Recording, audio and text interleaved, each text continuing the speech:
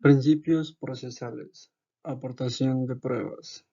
Integrantes: Ana Cristina López Terán, Nayeli Paola Chaucanet Murillo y Luis Diego Molina Galvis. 3E.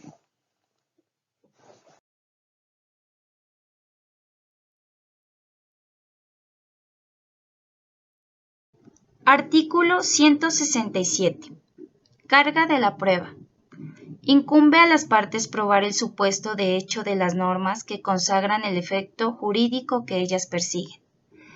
No obstante, según las particularidades del caso, el juez podrá, de oficio o a petición de parte, distribuir la carga al decretar las pruebas, durante su práctica en cualquier momento del proceso antes de fallar, exigiendo probar determinado hecho a la parte que se encuentre en una situación más favorable para aportar las evidencias o esclarecer los hechos controvertidos. La parte se considerará en su mejor posición para probar en virtud de su cercanía con el material probatorio. Poner en su poder el objeto de prueba, por circunstancias técnicas especiales, por haber intervenido directamente en los hechos que dieron lugar al litigio, o por estado de indefensión o de incapacidad en la cual se encuentre la contraparte, entre otras circunstancias similares. Cuando el juez adopte esta decisión, que será susceptible de recurso, otorgará a la parte correspondiente el término necesario para aportar o solicitar la respectiva prueba, la cual se someterá a las reglas de contradicción previstas en este Código. Los hechos notorios y las afirmaciones en negaciones indefinidas no requieren prueba.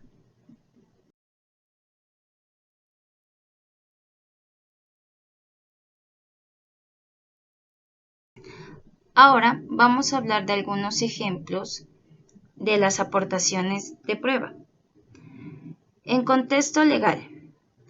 En un juicio por robo, la aportación de pruebas podría incluir testimonios de testigos presenciales, registros de cámaras de seguridad que muestran al acusado en el lugar del crimen, o pruebas forenses como huellas dactilares o análisis de ADN.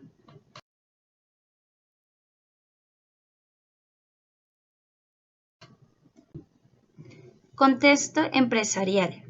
En un informe de negocios, las aportaciones de pruebas podrían ser cifras financieras, análisis de mercado, testimonios de clientes, encuestas de satisfacción o resultados de pruebas de productos.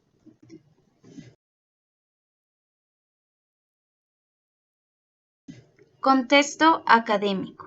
Al escribir un ensayo o artículo académico, las aportaciones de pruebas pueden ser citas de fuentes confiables, estadísticas, estudios de casos, ejemplos concretos o análisis de datos.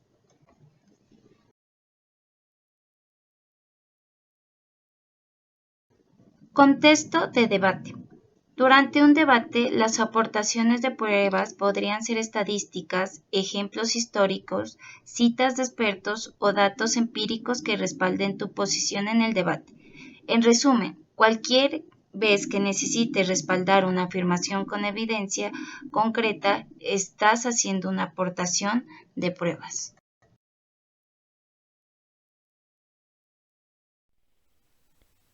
Artículo 173. Oportunidades probatorias.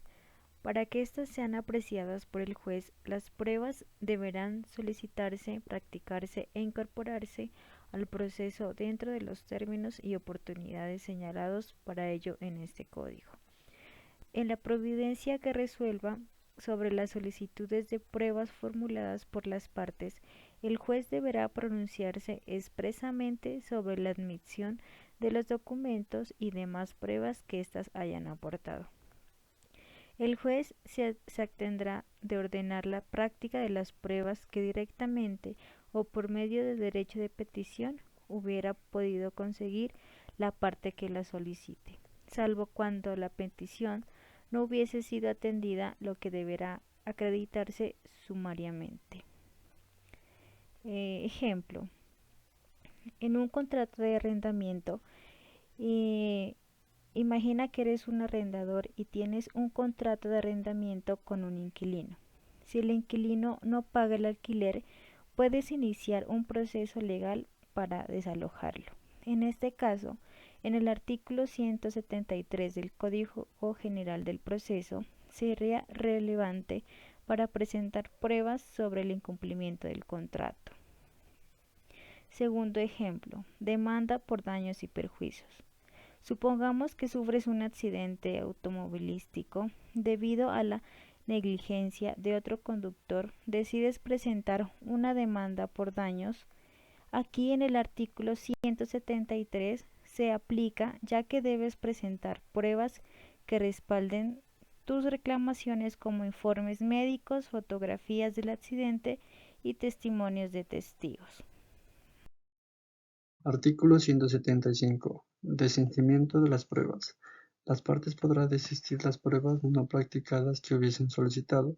En otras palabras, si una parte ha solicitado pruebas pero no se ha llevado a cabo, esa parte tiene la opción de retirar su solicitud de pruebas. Sin embargo, una vez que las pruebas se han practicado, no se puede desistir de ellas, excepto en el caso de contemplado en el inciso final del artículo 270. Esto significa que una vez que las pruebas han sido presentadas y evaluadas, no se pueden desistir sin justificación específica. Algunos ejemplos que citamos son el testigos no presentados. En un judicial penal, el fiscal puede haber solicitado la declaración de varios testigos. Si alguno de los testigos no se presenta o no pueden testificar, el fiscal puede desistir de las pruebas y retirar su solicitud. Peritaje no realizado. Supongamos que en un caso que corresponda al civil, una de las partes había solicitado un peritaje técnico para evaluar los daños materiales. Si por alguna razón el peritaje no se ha llevado a cabo, esa parte puede desistir de esas pruebas y retirar su solicitud. Recuerda que el desistimiento solo es posible antes que la prueba se practique.